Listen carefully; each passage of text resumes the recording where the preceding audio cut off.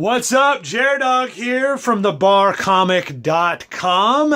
And what I want to show you right now is another video from my How to Handle a Heckler series. Usually these heckler videos that you see, pretty self-explanatory. It's pretty obvious what's going on. Somebody out in the audience, some dipshit, whether they've had too much to drink, whether they just lack the appropriate social skills, whatever the case may be, that compels them to yell out random bullshit at the performer during a live show, which is disruptive. It's distracting. It annoys the rest of the people in the audience who paid their cover charge. They paid their ticket admission in order to get in and see a good quality performance. They laugh their asses off. That's what it's all about.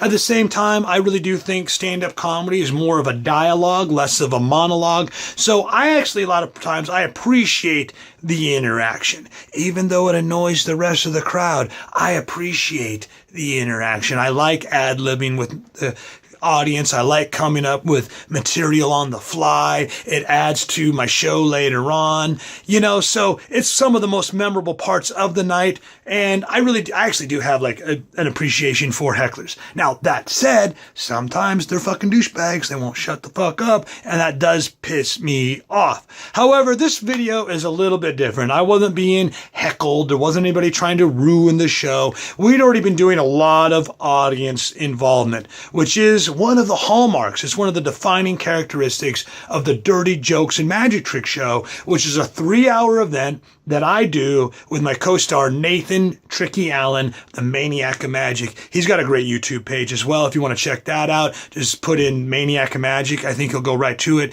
Hit the subscribe button there, and you're going to love some of the stuff that he puts out. It's pretty fucking weird and crazy. In any case, in this particular video, we weren't being heckled. We were already bringing people into the show at this point who had been brought into the show earlier in the night. The first one was the president of the club, who he was known as kind of a wacky guy. The other one was like the sound dude who had sleeves cut off his shirt. Then there was a third guy who became the subject of this particular video that I'm going to show you. He'd been in the show earlier, a Mexican guy dressed in a Ghostbusters t-shirt and a Ghostbusters cap, and I refer to him as the Mexican Ghostbuster. Before we get into the video, please do me a favor, hit the subscribe button below, as well as the little bell icon, so that way you will be notified and can catch all the videos that I put up showing you all the crazy, random shit that happens when you do live stand-up comedy 100 nights a year at nightclubs and bars nationwide. Now, let's go to the clip. We do a lot of casino shows. Casinos are fun, big audience, you get paid pretty good, you get some cool perks. But then I get on stage and it's not nearly as much fun as like a smaller, intimate audience like this where you don't give a fuck. You're not gonna give a fuck about nothing. Obviously, look who you elected. You don't give a fuck.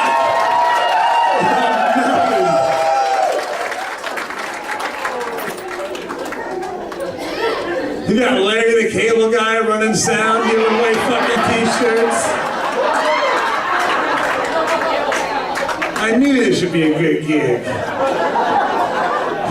You got the only Mexican Ghostbuster that's ever been. I mean, shit. Is that the new Ghostbusters?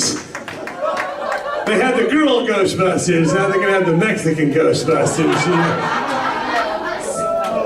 Instead of the ecto blaster, it's just the bong.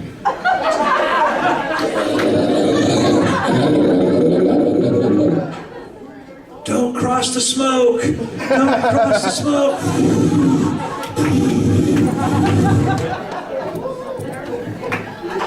Holy shit, we killed Slimer. 25 of his relatives fucking showed up for no reason whatsoever.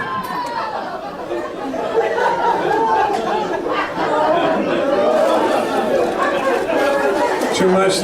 Guys, they are laughing, trust me. He's laughing. They're looking at me like they just saw Jared from Subway to junior high. Okay? They're freaked out. It's all good. It's all good. Do you even know where you are, ma'am?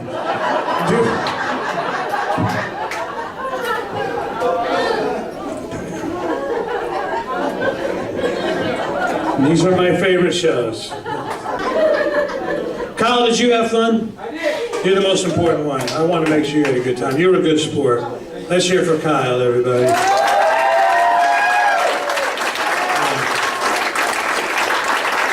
Good man, dude. We're gonna go behind the parking lot.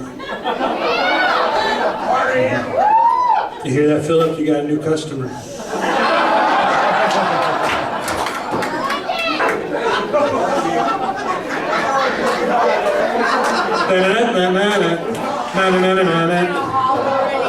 There's something strange. It smells like skunk. Where are you gonna look? In Philip's trunk. Nobody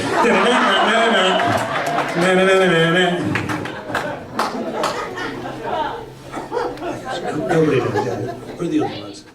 So as you can see from watching that video, how when, I just started bringing the crowd into it and I did the Mexican Ghostbusters bit, how the rest of the crowd was actually upset by it. Like the rest of the crowd was like, ooh. And that's something that I found from doing stand-up comedy. A lot of times when you make somebody the butt of the joke, they're not even the ones that are upset about it. I think a lot of times people like being the butt of the joke. They kind of like being included. They like to be roasted. I really do believe that. As long as you're nice about it, as long as you're not vindictive, I think most people can tell what your intent is. And your intent is good. Your intent is just make people laugh. Just make people have a good time. And I think when you're in a group environment like that and you're the person that happens to be the butt of the joke that time, it's like taking one for the team. You understand what's going on. At least intelligent people do. It's all the dum-dums out there that get offended for that person. Whenever I'm doing a joke about this, that, or the other thing, and someone's like, I didn't like when you were talking about that, blah, blah, blah. It's never because it upset them. They're like, oh, I wasn't offended by it, but I can see how other people might. You should watch that. It's like, fuck you. Don't dare speak for somebody else. Let them come up to me if they have a problem with it and tell me what's what. And then I'll be willing to listen to that person because they were actually the target. They were the butt of the joke. And if it was inappropriate, I will listen to that person and maybe I will make some sort of an adjustment later on in a future show. But 9 times out of 10, whenever there's somebody complaining about the comedian being too offensive, they themselves are like, oh, I wasn't offended. I like all kinds of comedy. I wasn't offended. I'm just worried about, they're always worried about somebody else. Stop fucking worrying about the rest of the crowd. Go to a comedy show and just have a great fucking time. Sit there, watch the comedian, listen. If they're fucking roasting somebody and you think it's inappropriate, so what? Just enjoy it. Wait for that person to get upset. And even if that person does get upset, still analyze the situation. What was the intent of the comedian? Did the words come out wrong? Was the timing bad? Was there some miscalculation in the dynamics of the overall environment? Whatever it is, I know a lot of fun comedians. There's a lot of them are fucking assholes. A lot of them are definitely assholes. Okay. So I'm not trying to say that comedians are completely innocent here. But I will say this, I don't know any comedian that doesn't have the intention to get up there and show the audience a good time. That's all they want. They just want everybody there to have fun. And one of the ways to do that is to include everybody. It's kind of a cliche phrase, but we're equal opportunity offenders. In any case, I hope you enjoyed the laughs. Be sure to hit the subscribe button, and that way you can catch all the videos that I put up showing you the crazy random shit that happens when you do stand-up comedy 100 nights a year at bars and clubs nationwide. You can check me out all over the internet, social media, Facebook, Instagram, Twitter, right here on YouTube. It's all under The Bar Comic. And of course, you can go to my website, thebarcomic.com. Until next time, thank you for watching. We'll see you soon.